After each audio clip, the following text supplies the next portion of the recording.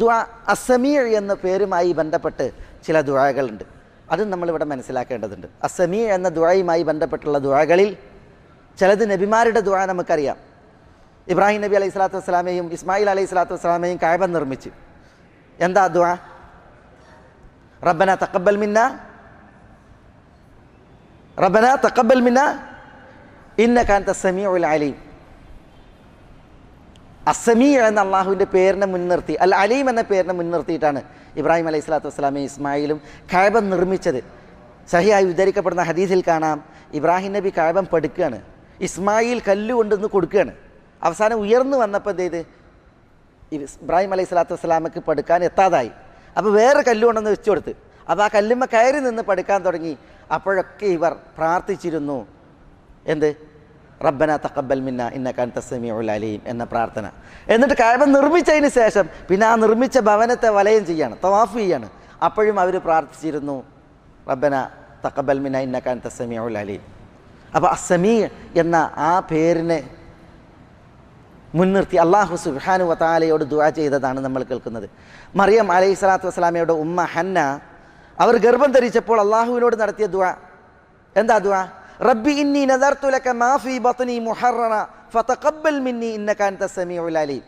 മറിയം അലൈഹി സ്വലാത്തു വസ്സലാമയുടെ ഉമ്മ ഹന്ന ഇമ്രാൻ ദമ്പതികളുടെ മകളാണ് മറിയം.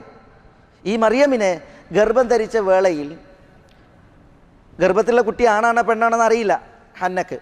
അതുകൊണ്ട് തന്നെ അവർ പ്രാർത്ഥിക്കുകയാണ്, പടച്ചോനെ ഈ ഗർഭത്തിലുള്ള കുഞ്ഞിനെ ഞാൻ നിൻ്റെ മാർഗേണ ഞാൻ നേർച്ച നേർന്നിരിക്കുന്നു,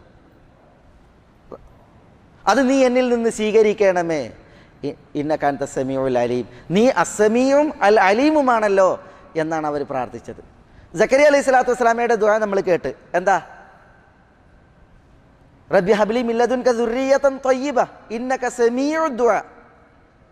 ഇതേപോലെ വേറെയും ദുആവുകൾ നമുക്ക് കാണുവാൻ സാധിക്കും.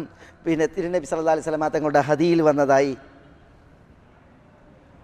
എല്ലാ പ്രഭാതങ്ങളിലും നമ്മൾ 3 തവണ ചെല്ലുന്ന ദിക്റുണ്ട്. എന്താ?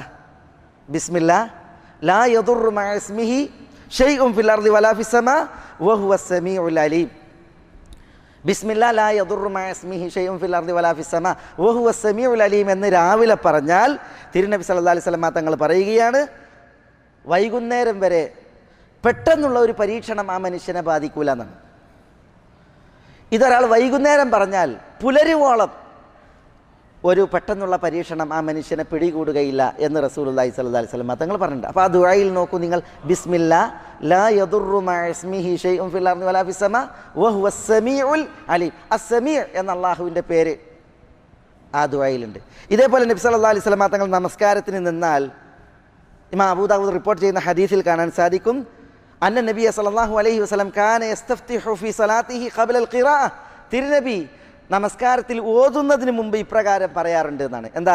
അഊദു ബില്ലാഹി സമീഉൽ അലീം മിനശ് ശൈത്താനിർ റജീം മിൻ ഹംസിഹി വനഫ്ഖിഹി വനഫ്സിഹി.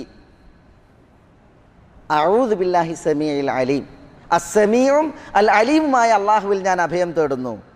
മിനശ് ശൈത്താനിർ റജീം, റബ്ബിൻ്റെ കാരുണ്യത്തിൽ നിന്നും ദൂരെയാക്കപ്പെട്ട ശപിക്കപ്പെട്ട ശൈത്താനിൽ നിന്ന്.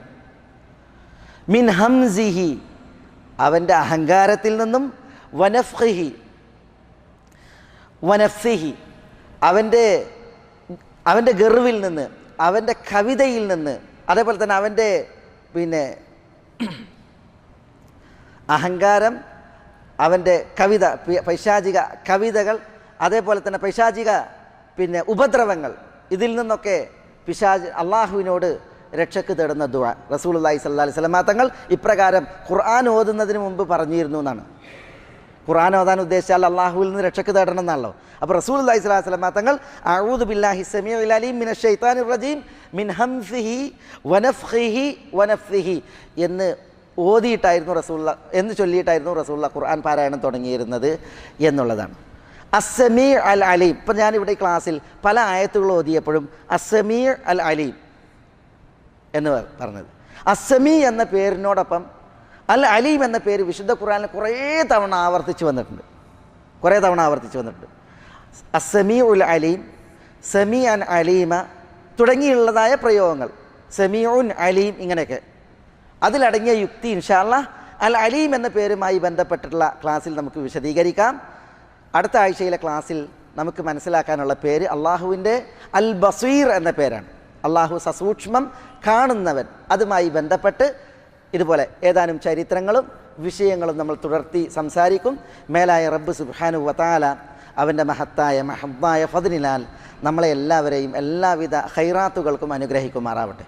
അള്ളാഹുവിൻ്റെ തൗഫീഖേക്ക് അള്ളാഹു നമ്മളെ എല്ലാവരെയും തുണക്കുമാറാവട്ടെ. അള്ളാഹുവിന് വഴിപ്പെട്ട് ജീവിക്കുവാനുള്ള ഐരാരോഗ്യം അള്ളാഹു നമുക്ക് എല്ലാവർക്കും ഏറ്റി നൽകുമാറാവട്ടെ. അള്ളാഹു നമ്മുടെ ഈ മജ്ലിസിനെ ഉപരിലോകത്ത് കബൂലാക്കുമാറാവട്ടെ. അള്ളാഹു സുബ്ഹാനഹു വ തആല ഇതിനേക്കാൾ ഉത്കൃഷ്ടമായ ഒരു വേദിയിൽ റബ്ബിൻ്റെ ജന്നത്തിൽ ഒരുമിച്ച് കൂടുവാൻ നമ്മളെ എല്ലാവരെയും അനുഗ്രഹിക്കുമാറാവട്ടെ. അല്ലാഹുമ്മ ഗ്ഫിർ ലിൽ മുഅ്മിനീന വൽ മുഅ്മിനാത്ത് വൽ മുസ്ലിമീന വൽ മുസ്ലിമാത്ത് അൽ അഹ്യാഇ മിൻഹും വൽ അംവാത്ത് ഇന്നക മുജീബുദ് ദഅവാതി യാ ഖാദിയൽ ഹാജാത്ത്.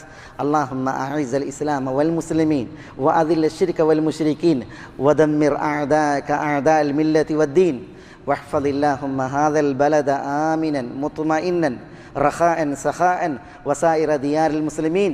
اللهم صل على محمد وعلى آل محمد كما صليت على إبراهيم وعلى آل إبراهيم إنك حميد مجيد.